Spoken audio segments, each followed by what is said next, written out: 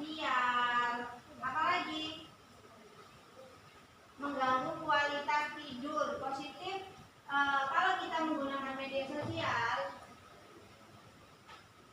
waktu tidur kita itu terganggu, berkurang, ya enggak? Nah, terus ada apa lagi dampak negatifnya? Kita itu jadi kecanduan dengan internet. Kalau kita sehari aja nggak megang HP, nggak megang media sosial, kayak ada yang kurang, iya enggak? Karena di Indonesia ini kita megang media sosial itu lebih dari 3 jam sehari. Benar? Tidak, kanan, lagi. Jadi ada adalah perilaku kita. Jadi perilaku kita terhadap media sosial itu bagaimana?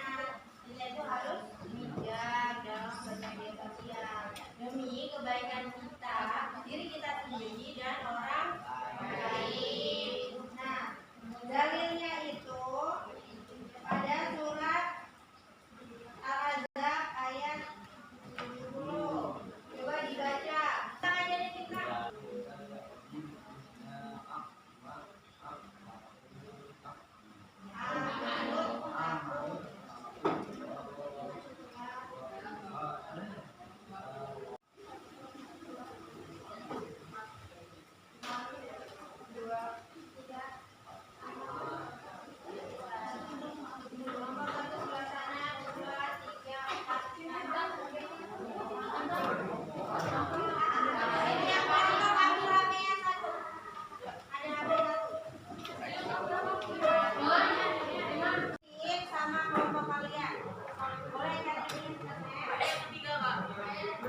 Iya, ada tuh. Terus yang ketiga ini, satu kata untuk etika bermedia sosial dari kelompok kalian.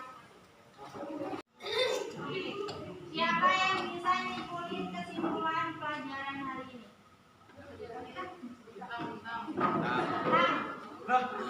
Ya,